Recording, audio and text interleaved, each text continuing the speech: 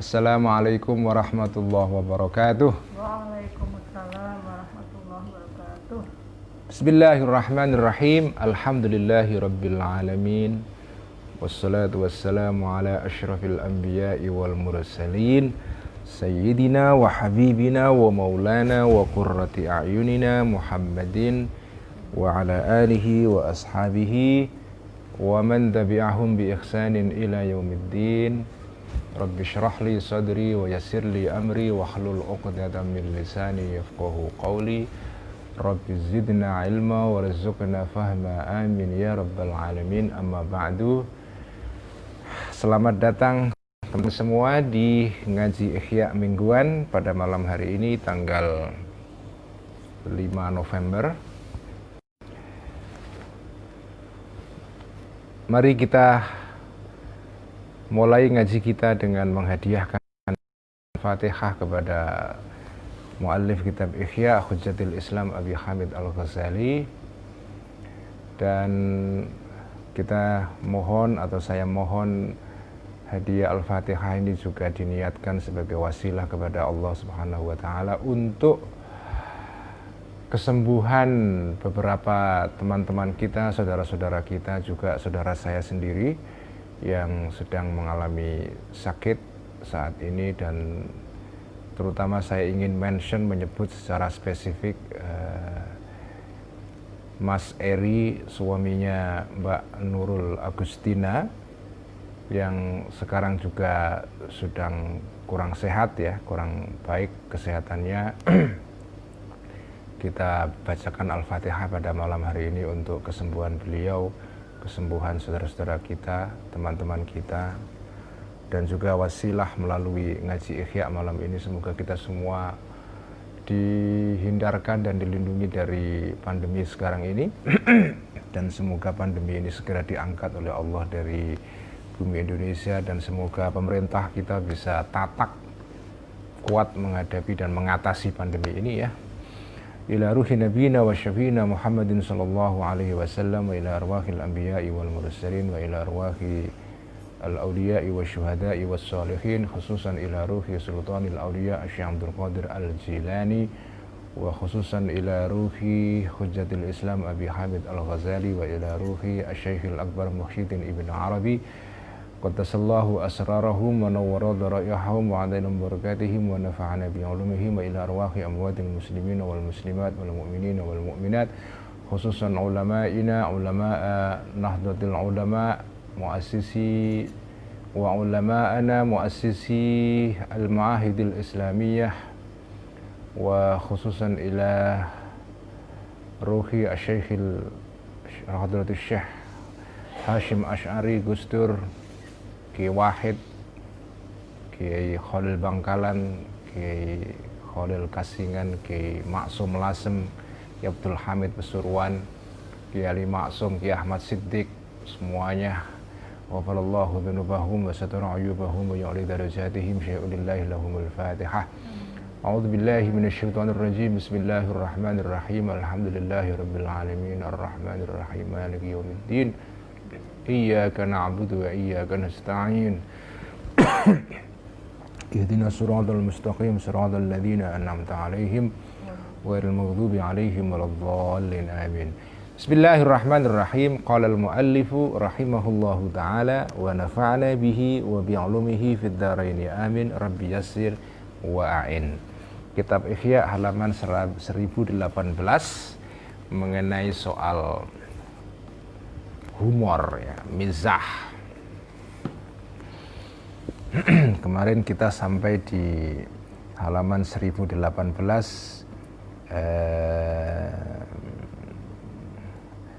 baris 1 2 3 4 5 dari bawah. Waqala Sa'id bin al-As libnihi. Waqala, dan berkata Sa'id bin al-As, Sa'id ibn al-As ya, libnihi kepada anaknya Sa'id ibn al-As. Sa'id bin al-As ini salah satu tokoh Quraisy, yang bangsawan Quraisy yang terhormat ya. dalam syara Ihya disebutkan sebagai min azwadi Quraisyin, ya. Ahadi asyrafi Quraisyin wa azwadiha. Salah satu pemuka suku Quraisy dan juga salah satu sosok yang dianggap sebagai sosok yang dermawan, yang murah hati, ya. Jadi ini bangsawan ini ya, ini bukan orang biasa ini. Makanya ini kalau ngaji kitab ini ya, ini kalau ada nama-nama seperti ini, itu kalau kita nggak selidiki latar belakangnya siapa orang itu, kita baca ya langsung baca gitu saja. Tapi begitu kita tahu, makanya butuh syarah itu seperti itu. Misalnya kayak Sa'id bin Al-As, ini siapa orang ini? Kadang-kadang ada keterangan, kadang-kadang tidak, ya. Begitu ada keterangan dalam syara Ihya, ya, ini adalah ahadu asyrafi Quraisyin. Nah, kita jadi tahu background sosial dia ini adalah bangsawan Quraisy, wa azwadiha, dan orang yang dermawan. Ini orang bangsawan, kaya dan loman, dan dermawan, itu generous. Nah, latar belakang seperti ini penting kita ketahui untuk mengetahui nanti isi kata-katanya. Nanti kita akan jelaskan itu. Jadi akan menjadi jelas, kita akan memahami cerita mengenai dia atau kalimat yang dia ucapkan begitu kita mengetahui siapa beliau, siapa dia, sosok ini siapa, latar belakangnya apa. Jadi itu pentingnya kita mengetahui tarajum, ya, sejarah orang, sehingga kita paham itu. Karena kalau kita nggak ngerti kalimat nanti yang kita ini kan Sa'id bin Asim dikutip ucapannya di sini. Kalau kita nggak mengerti latar belakang ini, kita membaca kutipan dari dia ya nggak bermakna apa-apa. Ya, itulah pentingnya, ya. Nah, ini Sa'id bin As berkata kepada Libni, kepada anaknya Sa'id bin Al-As, ya bunayya, wahai anak kecilku. Ini panggilan kasih sayang, ya, panggilan yang untuk anak tapi ada makna kasih sayang di situ. Wahai anakku, wahai toleku, la tumazih asyarifa fayahqida alaika, ya. La tumazih, jangan mengajak gurau engkau asyarifa kepada orang bangsawan, orang mulia. Bukan hanya mulia, bangsawan, syarifnya bangsawan. Nah, makanya kita penting mengetahui latar belakang Sa'id bin Al-As itu untuk memahami kalimat dan ucapan dia. La tumazih, jangan mengajak gurau engkau asyarifah kepada orang kelas atas, upper class, orang yang anak menteng kalau bahasa kalau ala Jakarta aja kira-kira gitulah, ya. Fayah kita maka akan menjadi dendam, ya. Asyarif ini alaika kepadamu. Jadi ngajak guyon itu kalau nggak tepat, nggak ngerti latar sosial orang yang kita ajak guyon itu, ya istilahnya kalau humor yang nggak tepat sasaran itu ya garing gitu. Bahkan bisa bikin orang yang kita ajak guyon sakit hati. Makanya ngajak guyon, jadi makna kalimat ini adalah ngajak guyon itu harus ngerti siapa yang kita ajak guyon, ya. Kalau nggak tepat sasaran, sakit hati dia. Ini pentingnya kita memahami kalimat ini, ya. La tumazih asyarifa fayahqida alaika. Ini ajaran Ihya ini, ya. Jadi guyon itu empan papan. Saya kira para stand up comedian itu nggak ngerti lah ilmu mengenai ini, ya. Jadi humor yang tidak tepat sasaran, yang salah sasaran, boro-boro menimbulkan ketawa, membuat senang orang, bahkan menimbulkan bumerang, ya, malah justru menimbulkan kemarahan pada orang lain. Walad dani'a, nah ini juga walad dani'a, dan jangan mengajak gurau engkau kepada orang yang rendah kelas sosialnya. Jadi kelas bangsawan, kelas atas jangan, yang kelas bawah juga orang biasa maksudnya, ya. Fayajtari'a, maka akan menjadi berani ad-dani ini alaika kepadamu. Nanti dia ngelunjak. Nah, pada orang atas itu jangan ngajak guyon sembrono, nanti kamu dia akan dendam kepada kamu. Orang bawah juga jangan diajak guyon. Nanti kamu jadi orang itu akan ngelunjak kepada kamu. Ya intinya guyon itu harus ngerti konteks sosialnya. Wa qala, dan berkata Umaru ibnu Abdul Aziz, ya, Umar ibn Abdul Aziz, ini khalifah terkenal ya, rahimahullahu ta'ala, ittaqullaha wa iyyakum wal mizaha. Ittaqu, takutlah, takwalah engkau Allah kepada Allah, wa iyyakum, dan hati-hatilah engkau ya, wal mizaha, terhadap terhadap guyon ya. Harus hati-hati ya Pak. Artinya ya bukan nggak boleh guyon, tapi harus ngerti konteksnya. Fa innahu, karena sesungguhnya al-mizah, guyon ya, humor ya, guyon, yurithu, itu bisa menyebabkan ad-dhohinata, sikap benci, sikap dhohina ya, sikap ya kebencian. Wa yajurru, dan bisa, tidak mesti ya, ini yajurru ini kadang-kadang atau bisa, tidak mesti, tidak niscaya ya. Makanya bukan berarti guyon itu tidak boleh, tapi ya awas ya, jangan sembarangan gitu. Wa yajurru, dan bisa menarik, bisa menimbulkan, bisa menyeret al-mizah ilal qabihi, kepada sesuatu yang buruk. Tahaddatsu bil Qur'ani wa tajalasu bihi. Jadi kalau tidak guyon, apa dong alternatifnya? Tahaddatsu, maka berbicaralah kalian bil Qur'ani, dengan menggunakan Quran. Jadi menggunakan kutipan-kutipan dari Quran, atau berbicara mengenai Quran ya, atau berbicara dengan mengutip keterangan dari Quran, atau berdiskusilah tentang Quran. Watajalah, yaitu berduduk melingkar untuk diskusi ya, mendaras, mengaji ya, dengan Quran ini. Fa in thaqula, maka jika berat ngaji Quran ini ya, alaikum, terhadap kalian, atau berat untuk meninggalkan sama sekali guyon ya, maka ya oke lah, fahadithun, maka alternatifnya adalah fahadithun, maka omongan hasanun, yang baik, min hadithir rijali, dari omongan obrolannya orang-orang, tidak hanya laki-laki saja tapi juga perempuan. Ar-rijal di sini harafiah artinya laki-laki, tapi yang dimaksud di sini ya tidak saja laki-laki tapi juga perempuan.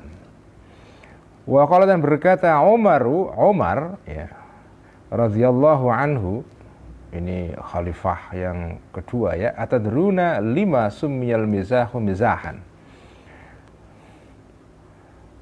Atadruna, apakah mengerti kalian, lima, kenapa sumia disebut al-mizahu, mizah, guyon, mizahan, dengan istilah mizah. Kenapa mizah disebut mizah? Kalau berkata orang-orang di sekitar Sayyidina Umar, nggak tahu kenapa Sayyidina Umar. Alasannya li'aqala, berkata Sayyidina Umar, li'annahu, karena sesungguhnya mizah. Kenapa kok disebut mizah? Karena mizah ini azaha, bisa menghilangkan atau melengserkan ya, menghindarkan, memelencengkan sahibahu, kepada orang yang melakukan mizah, orang yang mempunyai mizah, artinya yang melakukan mizah, guyon, anil haqi, dari kebenaran. Jadi kenapa disebut mizah? Karena itu azaha, jadi kan ada kemiripan kan antara kata mizahun, azaha, meskipun tidak sama sih, karena azaha itu kata kerjanya itu dari kata zaha ya. Sementara kalau mizahun dari kata mazaha, tapi memang tidak terkait istiqoknya atau hubungan katanya itu secara langsung. Jadi ini disebut dengan istiqok sohir ya. Jadi istiqok sohir itu artinya adalah ada dua kata yang saling terkait dari sudut asal katanya. Jadi dia sama, tapi kemudian dia berubah bentuk menjadi bentuk yang berbeda. Ya misalnya kayak dorbun, madrubun, doribun, idrib, midrobun, ya. Itu semua kan dari akar kata yang sama, dorbun. Jadi kata doribun sama doroba, yadribu meskipun sedikit berbeda bentuknya, tapi dia istiqoknya, etimologinya atau asal katanya itu sama dari sumber yaitu dorbun. Nah, istiqok yang semacam ini disebut dengan istiqok sohir, artinya istiqok yang dekat ya. Asal kata yang dekat itu. Ada istiqok yang kabir. Jadi memang sumber atau dasar katanya atau akar katanya beda, tapi ada kemiripan ya. Itu disebut dengan al-istiqaqul kabir. Seperti ini, kata mizahun dengan azaha, izaha itu akar katanya beda sebetulnya. Yang mizahun dari kata kerja mazaha, azaha dari kata kerja zaha, beda, tapi ada kemiripan. Kenapa mizah disebut mizah, kata Sayyidina Umar?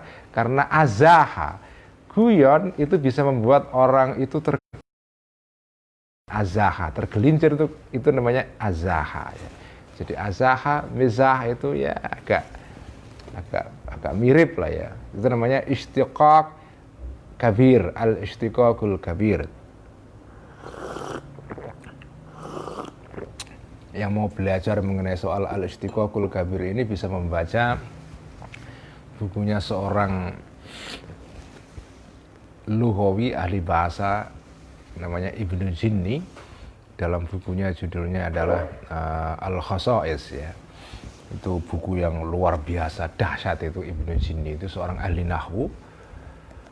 Hidupnya Ibnu Jinni saya lupa ya, sekitar mungkin abad 12-13 ya, setelah Al-Ghazali atau sebelumnya, saya agak kurang yakin ya. Tapi dia ngarang kitab Al-Khasa'is, terkenal sekali. Yang suka ilmu nahwu, tata bahasa Arab, terutama menyukai sorof ya, menyukai ilmu sorof, ilmu morfologi bahasa Arab, membaca kitab Al-Khasa'is ini nikmat sekali. Luar biasa ya, Al-Khasa'is Ibnu Jinni. Jadi itulah kenapa kata al-mizah disebut mizah, karena azaha, menggelincirkan orang dari kebenaran. Orang kalau kebanyakan guyon itu kadang-kadang salah, kadang-kadang kepleset. Kalau sudah kepleset kena undang-undang ITE. Sekarang kan sedikit-sedikit undang-undang ITE ini ya. Jadi ya kan sering terjadi kan, beberapa orang stand up comedian atau pelawak melawaknya kurang tepat, lalu dilaporkan ke polisi karena melanggar pasal dalam undang-undang ITE. Ini bahaya, ini undang-undang ITE sudah disalahgunakan di Indonesia, ini sudah terlalu banyak dipakai untuk hal-hal yang tidak tepat ya. Wakila, dan dikatakan likulli syai'in budhurun wa budhurul adawati al-mizahu. Jadi ada orang yang berkata, ini kayak kata-kata mutiara ya, likulli syai'in, bagi setiap sesuatu budhurun, ada benih-benih asalnya. Benihnya itu ada. Setiap sesuatu itu pasti ada benihnya. Karena sesuatu itu tidak ujuk-ujuk jadi besar. Pasti ada tahap ketika dia masih kecil, itulah benih itu. Wa budhurul adawati, dan benih-benih perseteruan al-mizahu adalah guyon. Jadi guyon itu mungkin bisa potensial menimbulkan perseteruan dan ketegangan sosial. Wa yuqalu, dan dikatakan al-mizahu maslabatun lin nahyi maqta'atun lil asdiqai. Al-mizahu mizah ya. Guyon, maslabatun itu adalah sesuatu yang menyebabkan hilang atau terkikis ya, maslabah. Ini mengikuti wazan maf'alatun ya. Jadi wazan maf'alatun ya, maslabatun itu maknanya adalah sesuatu yang menyebabkan sesuatu yang lain. Jadi dalam bahasa Arab itu ada pola-pola tertentu yang menunjukkan makna tertentu, ya kayak kita lah, misalnya ada kata kerja, ada kata yang dimulai dengan awalan pe, kemudian diikuti dengan kata kerja, itu dia menunjukkan orang yang melakukan pekerjaan itu. Kerja, bekerja, minum, peminum, makan, pemakan. Jadi kata awalan pe itu menunjukkan sesuatu orang yang melakukan pekerjaan itu. Dalam bahasa Arab misalnya banyak ya wazan atau pola-pola seperti itu. Nah, wazan atau pola maf'alatun itu menunjukkan sesuatu yang menyebabkan sesuatu yang lain. Amrun da'in, sesuatu yang menyebabkan sesuatu yang lain. Maslabatun, guyon adalah maslabatun, sesuatu yang menyebabkan hilang atau terkikis. Linnahyi terhadap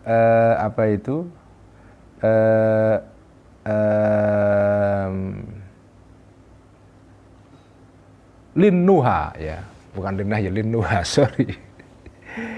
Maslabatun bisa menghilangkan linnuha kepada akal, kepada ya, pikiran. Jadi kadang-kadang bisa guyon berlebihan, bisa hilang kontrol. Lalu ya karena hilang akal, hilang kontrol, ya kemudian bisa terjebak dalam kesalahan itu ya. Maqta'atun bisa menyebabkan terputus ya, lil asdiqai kepada teman-teman, bisa menyebabkan terputusnya persahabatan. Jadi makanya hati-hati guyon itu ya. Ya sering juga sih ya, meskipun tidak semua guyon seperti ini, kadang-kadang guyon yang salah tempat gitu ya, boro-boro menimbulkan kita ketawa tapi malah ilfil itu kan. Ya samalah di Facebook juga begitu kan, kadang-kadang ya saking asiknya kita guyon, gojekan, tiba-tiba kita kehilangan kontrol ya. Maslabatun linnuha itu ya, maslabatun linnuha, kemudian hilang kontrol, kita guyon tapi malah menyakiti teman kita, akhirnya malah unfriend. Akhirnya unfriend atau unfollow itu ya, karena guyonnya salah tempat. Fa'ingkulta, maka jika bertanya engkau, qad nukhila, kenapa kok guyon ini dalam keterangan kitab Ihya ini kok diwanti-wanti kita jangan sampai guyon itu, padahal qad nukhila telah dikisahkan an Rasulil al-mizahu, guyon an Rasulillahi, dari Rasulullah sallallahu alaihi wasallam, wa ashabi, dan sahabat-sahabatnya Rasul. Fakaifa, maka bagaimana, yunha, dicegah, anhu, dari mizah, kanjeng Nabi juga pernah guyon. Kenapa kok dilarang? Fa'akulu, maka mengatakan aku, Al-Ghazali, kalau kamu bertanya begitu, maka jawabannya begini, in qadarta, jika mampu engkau alama terhadap sesuatu, qadaro yang mampu alaihi kepada ma ini Rasulullah sallallahu alaihi wasallam, wa ashabu, dan sahabat-sahabatnya Rasul. Kalau kamu mampu guyon ala Rasul, ya, apa itu guyon ala Rasul itu? Wahwa, dan mizah ala Rasul ini adalah antam zaha, guyon engkau, wala taqula, dan tidak mengatakan engkau illa haqqon, kecuali benar. Guyon tapi tidak mengandung kebohongan. Wala tu'zi, dan tidak menimbulkan sakit, tidak menyakiti kolban, hati orang lain. Wala tufarritu, atau wala tufarrito, dan wala tufarritu, dan tidak berlebihan engkau, fihi, di dalam mizah ini, wa taqtasiru, dan membatasi diri engkau alaihi, kepada guyon, enggak berlebihan, ahyanan, kadang-kadang saja, alan nuduri, atas, atau alan nuduri, atas dasar, atau atas kejarangan, maksudnya jarang ya, dengan cara jarang. Alan nuduri itu artinya adalah tidak sering-sering. Maka fala haraja, maka tidak ada dosa, tidak ada bahaya alaika, kepada engkau, fihi, di dalam mizah. Itu syaratnya.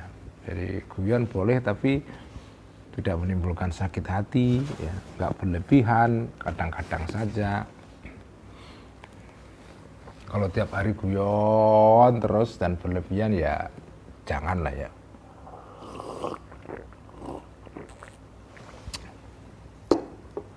Dan memang guyon itu kalau keseringan juga kehilangan keasikannya kan. Ya kan, jadi guyon itu asik kalau misalnya gojekan ya setelah sebulan nggak ketemu siapa, apalagi setengah tahun nggak ketemu Pak D. Mong Paryono itu nggak ketemu Mas Gofir, Kang Akrom, Kiai Imam Sibawai, sebulan atau 2 bulan, setahun nggak ketemu guyon ya oke lah guyon kan ya asik tuh. Tapi kalau bendino setiap hari guyon ya guyon nggak asik lagi. Jadi sebetulnya ajaran ini ajaran yang masuk akal ya. Guyon itu alan nudur, itu ajaran Ihya ya, alan nuduri. Kadang-kadang saja. Jangan setiap saat. Sama lah kalau kau nonton Sri Mulat di YouTube itu setiap saat ya bosen juga kan. Tapi kadang-kadang gitu ya. Walakin minal ghalatil azimi an yattakhidhal insanu al-mizaha khirfatan. Walakin tetapi minal ghalati, salah satu kesalahan, kekeliruan al-azimi yang besar ya, atau walakinna minal ghalati, tetapi termasuk kesalahan al-azimi yang besar, isimnya walakin ayat takhida, untuk menjadikan al-insanu manusia al-mizaha guyon khirfatan sebagai profesi. Wah, ini kalau menurut Ihya itu guyon itu jangan dijadikan profesi ya. Ya tapi sekarang sudah beda ya keadaannya. Sekarang guyon ini profesi yang menjanjikan ini, bahkan ada acara stand up comedy yang itu juga lumayan itu penghasilan yang bisa diperoleh dari sana itu. Ya tapi menurut kitab Ihya begitu. Jadi ya guyon itu jangan dijadikan profesi. Yuwazibu, yang melanggengkan seseorang al-insan lati alaihi kepada mizah, wa yufarritu, dan berlebihan al-insan fi di dalam mizah ini. Nah, kalau kamu sudah mengikuti koridor ini ya, thumma yatamassaku, kemudian berpegangan manusia tadi al-insan bi fi'lir rasuli, dengan teladan tindakan Rasul sallallahu alaihi wasallam. Wa huwa, dan orang yang guyon berlebihan ya, al-insan yang menjadikan guyon sebagai profesi, itu sebagai pekerjaan sehari-hari ya. Profesi pun kalau nggak sehari-hari juga nggak soal lah ya. Tapi yang jadi soal ini kan kalau setiap hari, setiap saat guyon terus, sehingga akhirnya ya berbahaya, karena kalau nggak hati-hati bisa kejeblos itu ya.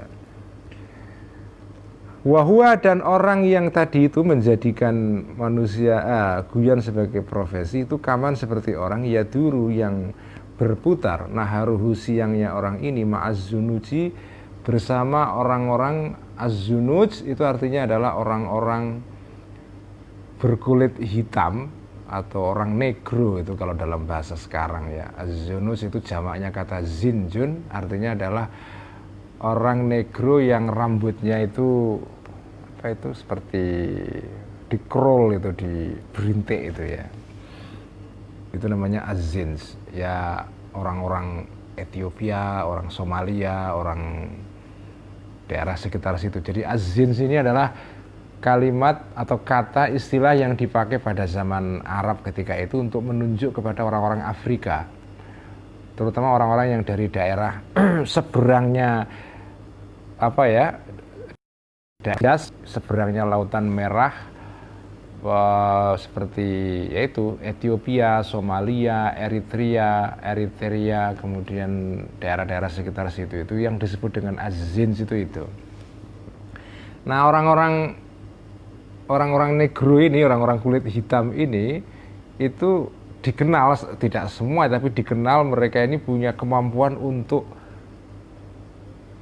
ngejok ya, untuk lucu ya. Jadi mereka ini punya kemampuan melucu, humoris itu ya.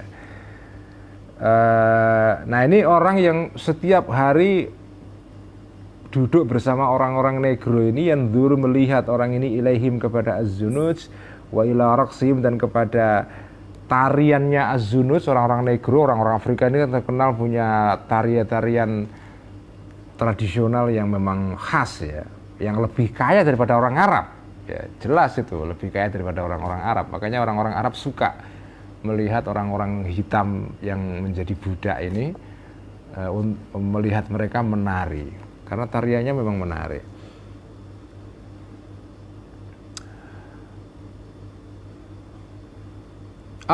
Nah orang-orang yang ini, wahua orang yang menjadikan yang suka guyon secara berlebihan itu analoginya sama dengan orang yang suka melihat orang-orang negro menari dan segala macam ya.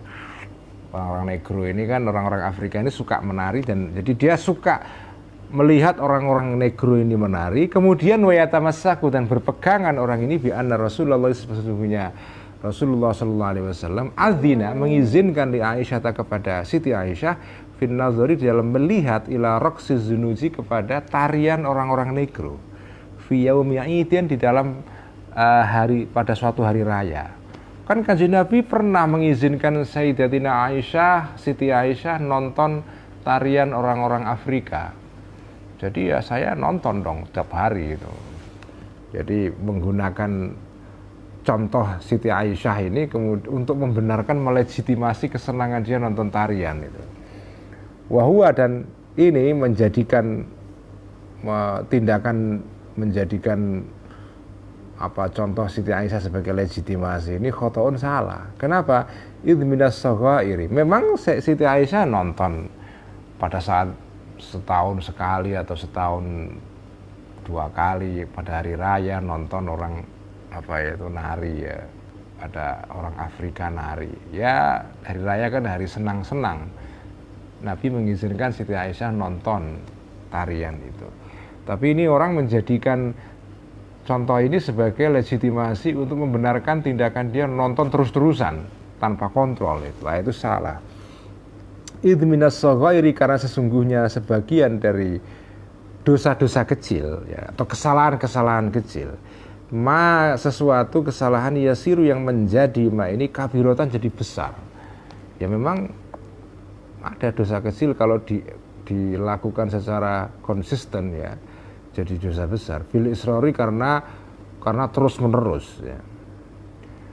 Wa minal mubahati, dan salah satu dari hal-hal yang dibolehkan menurut agama untuk dilakukan, ada sesuatu yasiru yang akan menjadi ini sohirotan, menjadi dosa kecil. Semula dia boleh dilakukan tapi jadi dosa, walaupun tidak dosa besar, kecil.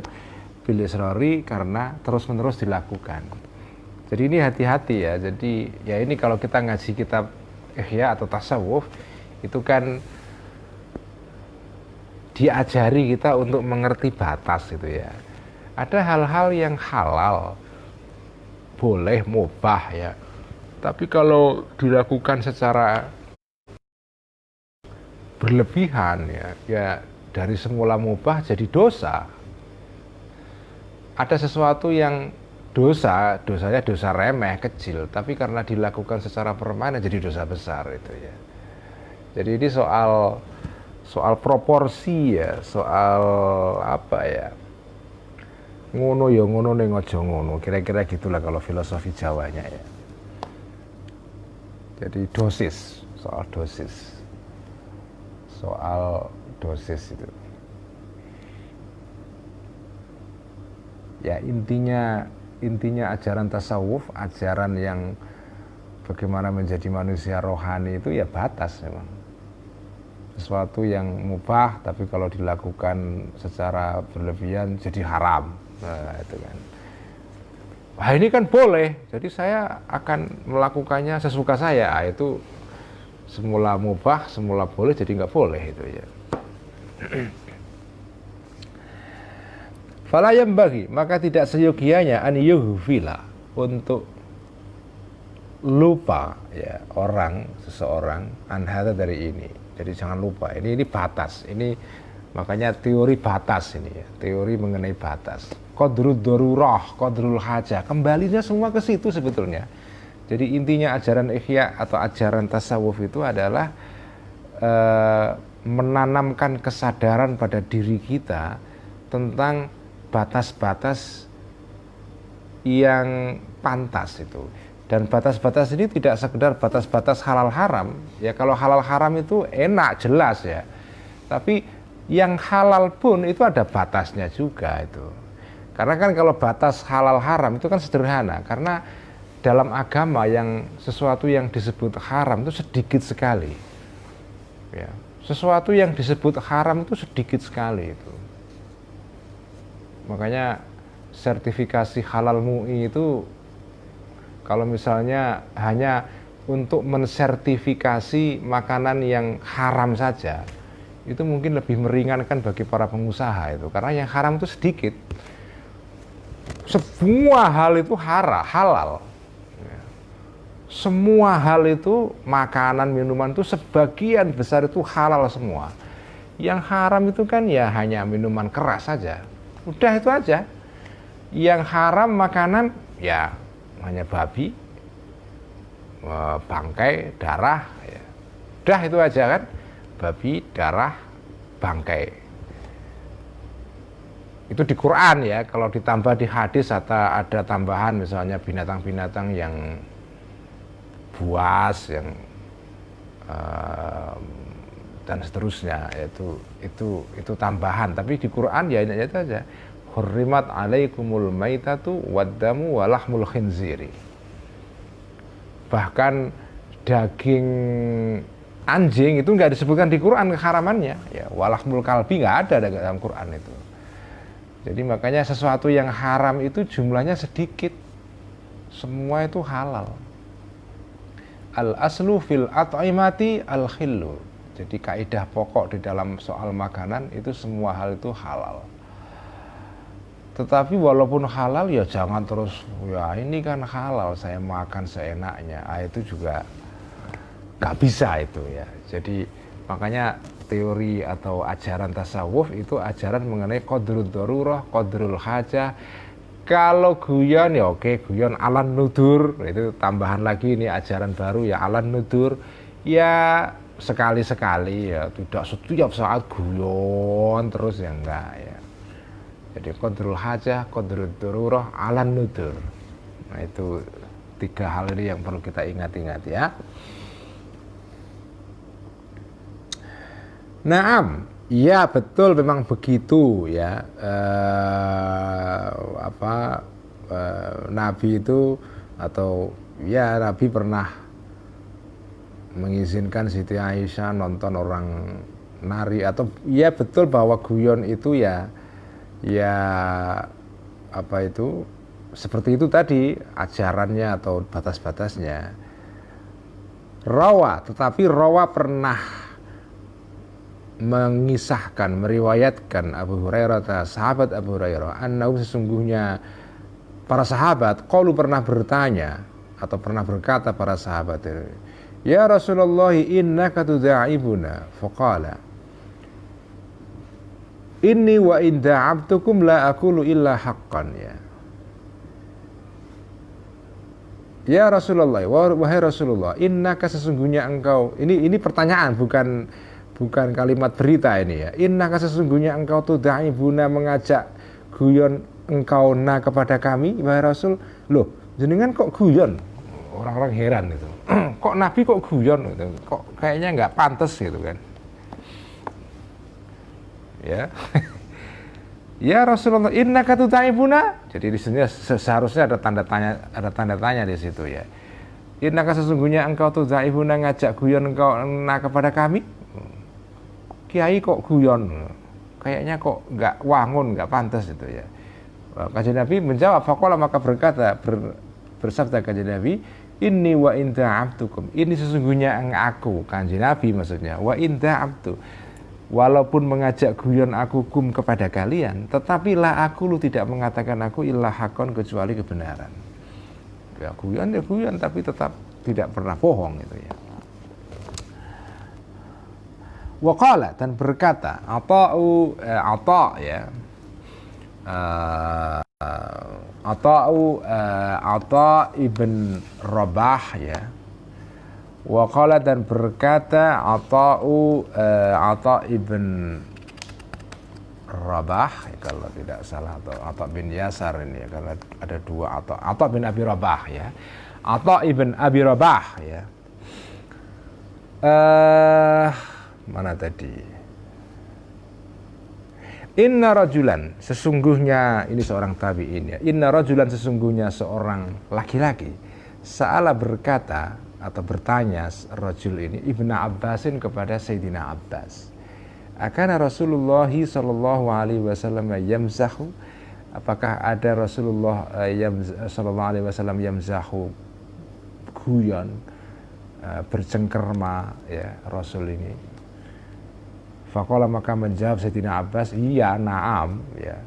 Qala, maka bertanya lagi laki-laki tadi itu, famakana mizahu, famakana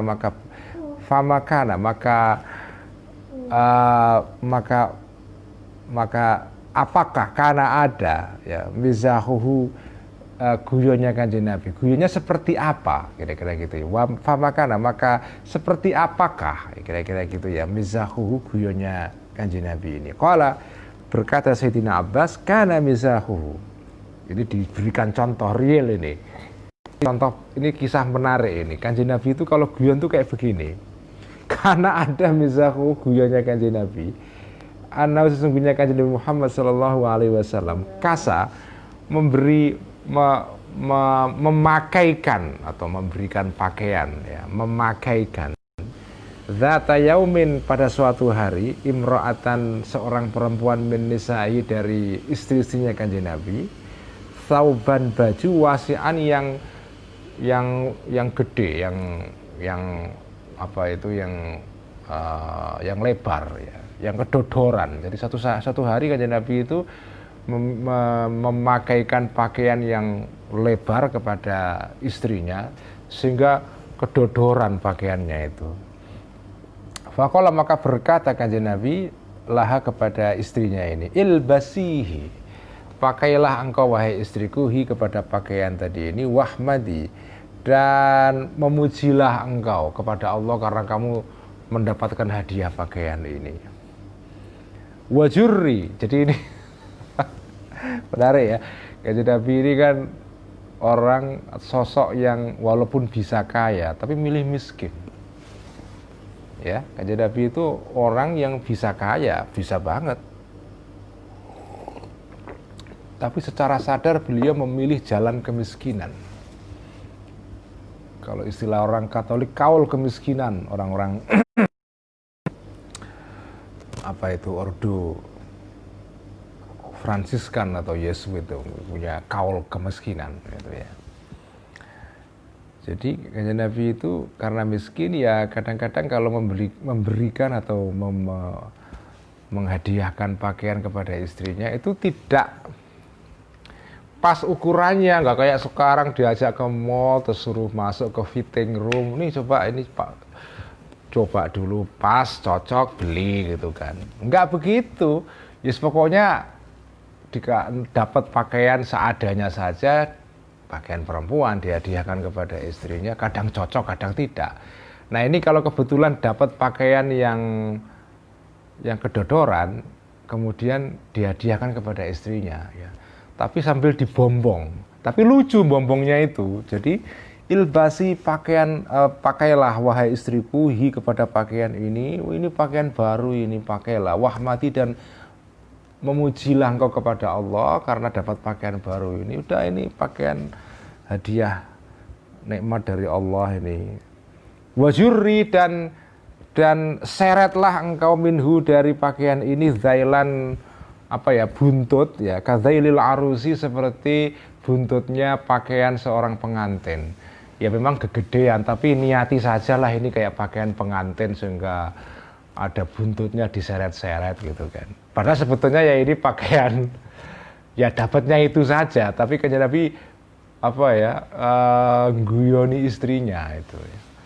ya udahlah ya, mau dapatnya ini ya sudah dipakai aja lah, hitung-hitung dianggap kayak pakaian pengantin karena ada buntutnya di belakang, nah, kira-kira gitu. Ini cara Kanjeng Nabi guyon dengan istrinya untuk menyenangkan istrinya supaya nggak sedih karena dapat pakaian yang tidak sesuai dengan ukurannya. Ini udahlah dianggap kayak pakaian pengantin ya. Waqala, dan berkata Anasun, ya, sahabat Anas bin Malik, ya, innan nabiyya, sesungguhnya Kanjeng Nabi Muhammad sallallahu alaihi wasallam karena ada, ya, karena ada, ini kata Sayyidina Anas sendiri, ya, ini menarik sekali.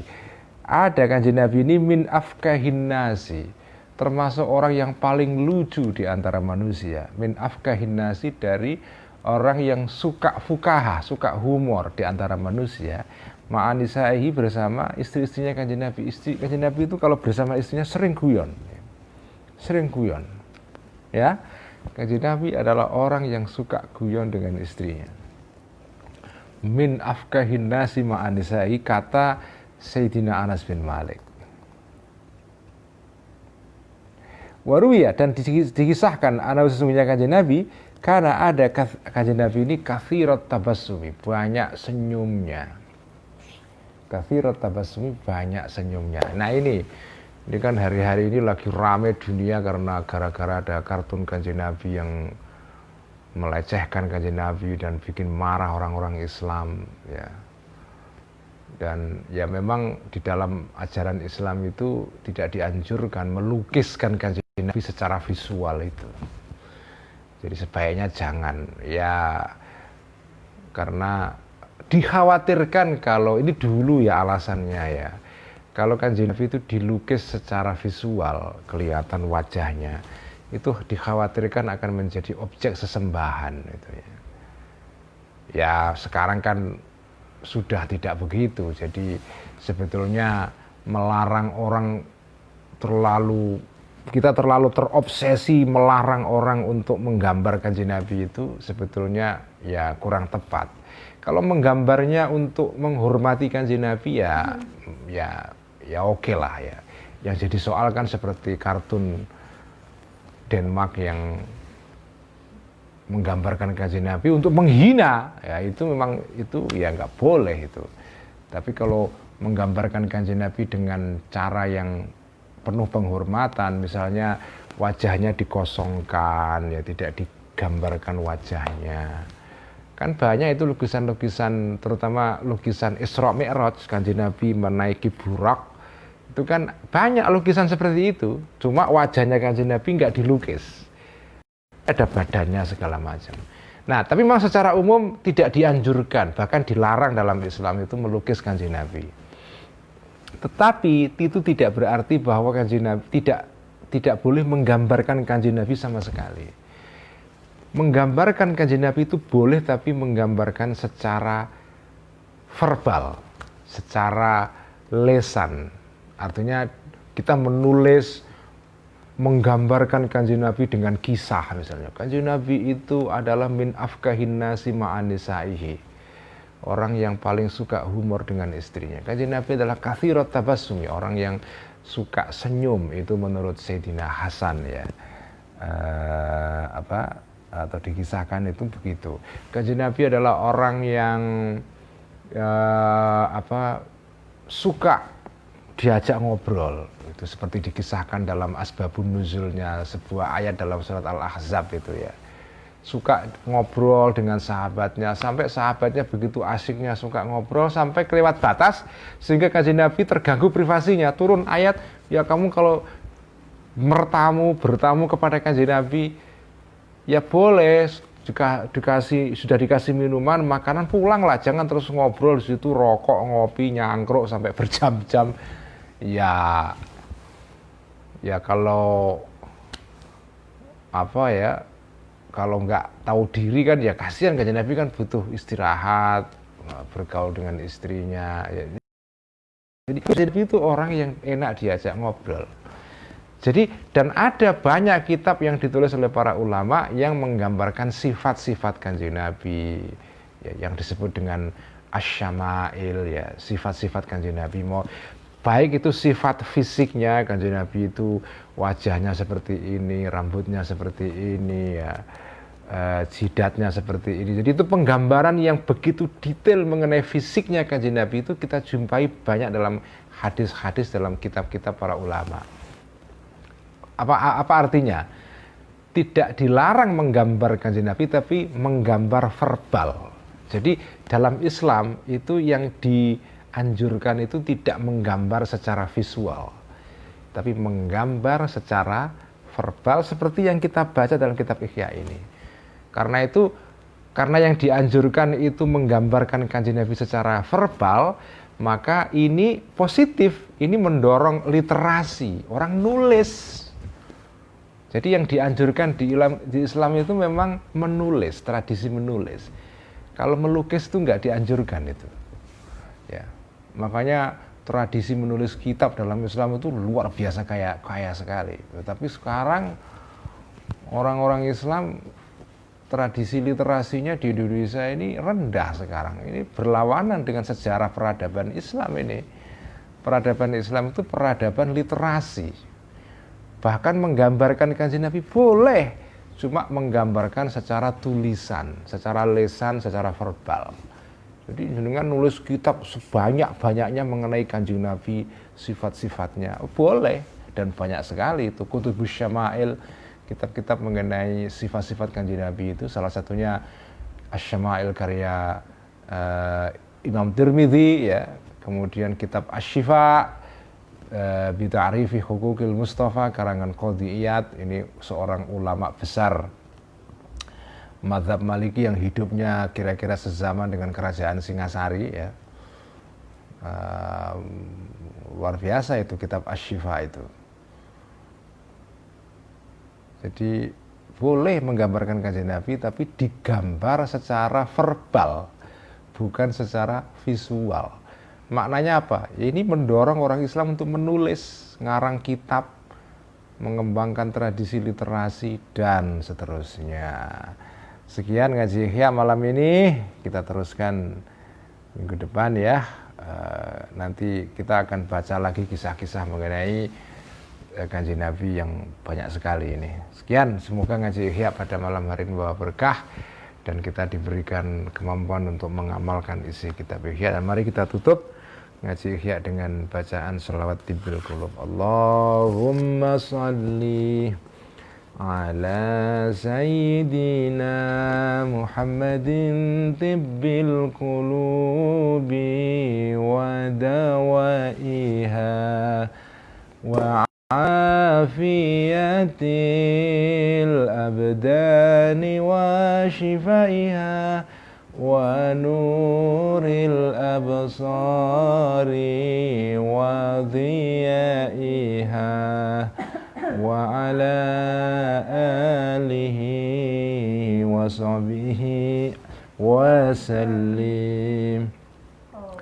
Allahumma salli ala sayyidina Muhammadin tibbil qulubi wa dawaiha wa afiyatil abdani wa shifaiha wa nuril absari wa dhiyaiha wa ala alihi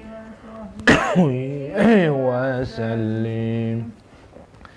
Allahumma salli ala sayyidina Muhammadin tibbil qulubi wa dawaiha wa afiyatil abdani wa shifaiha wa nuril absari wa dhiyaiha wa ala alihi wa sahbihi wa sallim. Sekian. Wassalamualaikum warahmatullahi wabarakatuh. Waalaikumsalam warahmatullahi wabarakatuh.